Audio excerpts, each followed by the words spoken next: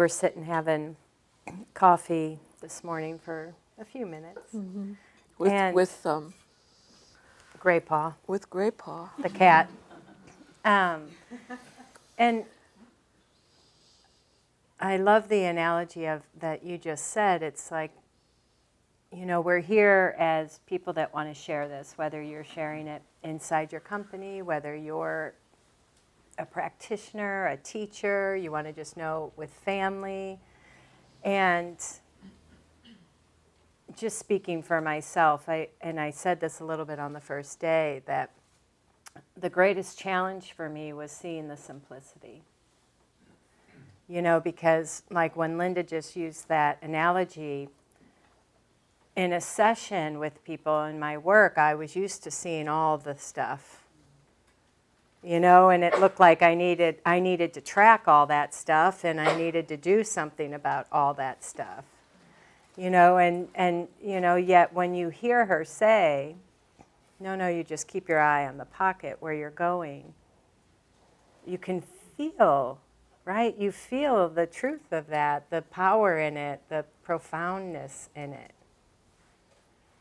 And this morning when we were talking, we're like, yeah, what helps me and what helped me as I start to try and simplify was to remember like what we're up to in this work. You know, because before I was up to strategies and helping people get from A to B and then getting over their issues to get there and their blocks and their resistance, you know, I mean, and I enjoyed it, you know, but here that's not really it. Right? What we're pointing to is almost, you know, what you were saying. It's like, isn't it fascinating that you help people have a different relationship to thought and wake up to this deeper nature, just one way to say it. And whatever they need comes forward for them. But that's the pocket. So in a session, people will present all sorts of things, and like we said, we'll get worried about them, or you might just get really interested in what they're saying, you know? Right? You know, but again, it just helps. It's like, oh yeah, what are we up to in this work? And part of that then, in the simplicity of knowing that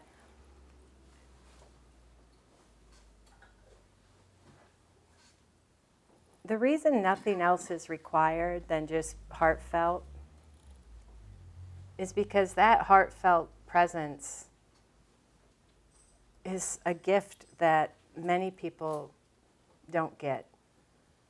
Like they just often don't even have or have not had the opportunity to have someone sit across from them in just that space.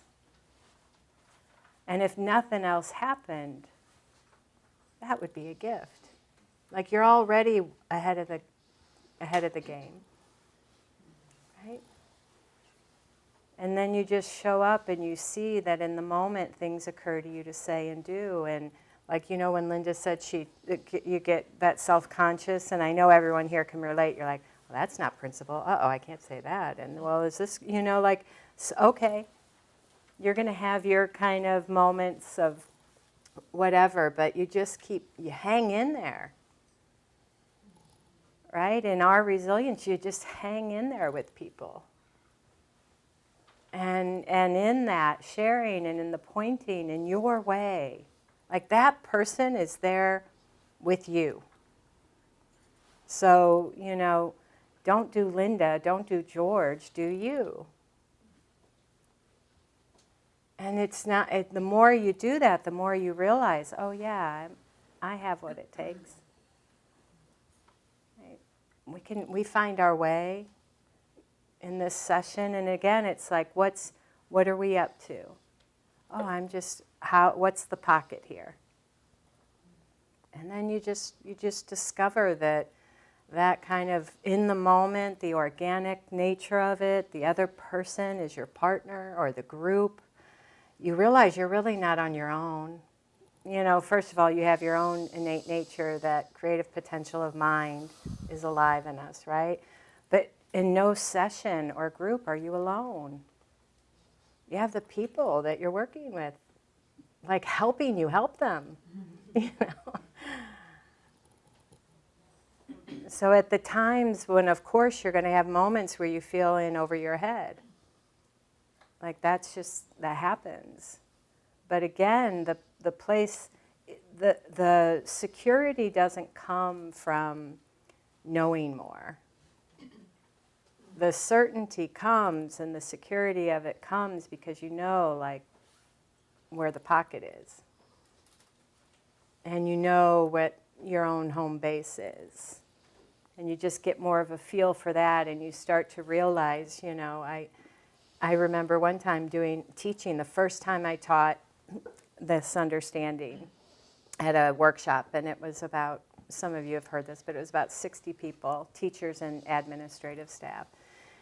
And in the middle of it, I was like, I wish George and Linda were here. You know, like I was like, I got nothing. And they're all looking at me. And, you know, and I got really self-conscious. And then, of course, then I got, you know, more self-conscious and my heart started speeding up. And I was a little like, oh, they look like they hate me and they hate this. And, you know, like just this whole thing going on. But I was literally teaching. So I had to like just keep talking. And eventually I got my bearings again. What was so valuable for me to see wasn't like, oh, I nailed it, right?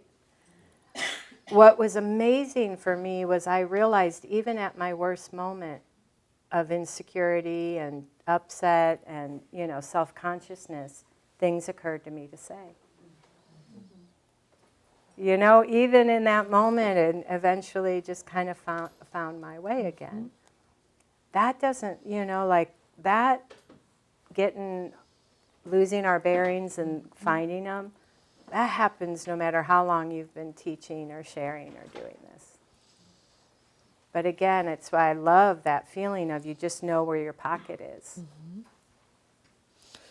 Like, for example, take the new people that shared, okay? I don't know if are you a practitioner? I'm a life coach. You're a life coach, okay. You know, it's say you weren't a coach, or say you just decided that you wanted to be a coach, okay, and you wanted to be a 3 principles coach, okay? And the others that spoke beautifully, you all spoke beautifully about what you'd seen. But I'm just going to use her. It's how do I say this? Pretend that I'm talking to you about what you said, but I'm going to talk to her about what she said. You get that? Does that make sense? Okay. See, if I were you, I'd be like, and I had a new client, I'd go, you know what I realized? I realized something about thought. You know, I used to think that, you know, I was trying to think that, you know, not to believe in my thinking. I thought maybe that was a good idea not to believe in my thinking because that's what I heard. And then all of a sudden I realized, oh my God, it's true. I don't have to believe in my thinking. And when I saw it was true, I felt like all this burden had been taken off my shoulders. And I felt free.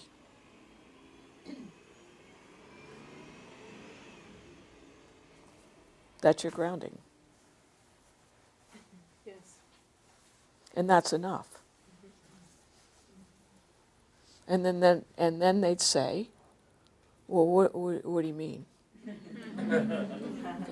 Well, you know, I got this idea. You know, I was listening to some 3 principles person talk about how it's all thought, and once you see it as thought, you're free. And I was trying to do that. You know, I was trying to figure that one out. And then all of a sudden, I realized that it was true. And when I realized it was true, I was free. And then they'd say, well, how'd you do that? And then you'd go, I don't know how I did it, but I did it. And they go, whoa. Well, now what? they'd say, well, now what? Well, I don't know. It just seems to me really hopeful that that could happen to me. It could happen to you.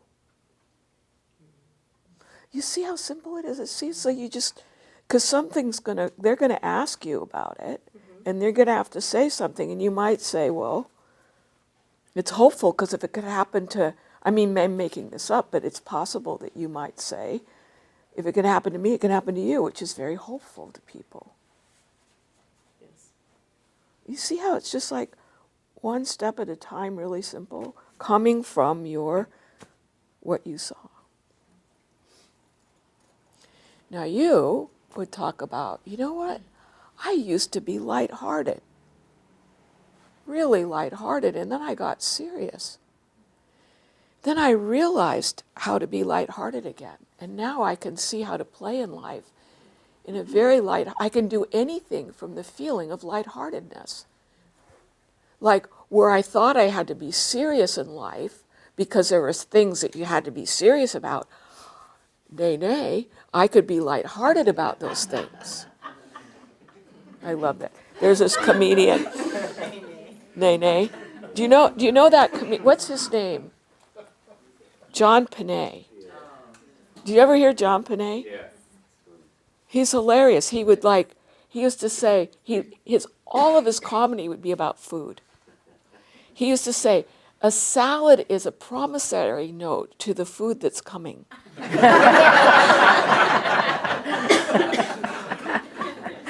But I digress. So, if you wanted to help somebody, help them become free in their mind, you'd say, I thought I had to be serious about this particular circumstance. I realized I could do that circumstance from lightheartedness. Go figure. And they go, really? How'd you do that? Well, I don't know. I just found my lightheartedness again. I realized the relevance of lightheartedness, and I didn't have to be serious. Well, that sounds really good. Well, how do I do that? So then you have to come up with something to say. This is helpful. Yes. Yes. Because you're coming from what you know. See, you know something really cool. You know the missing link. See, that's what Sid talked about. He talked about the missing link between this isn't right, but I'm going to say it anyway.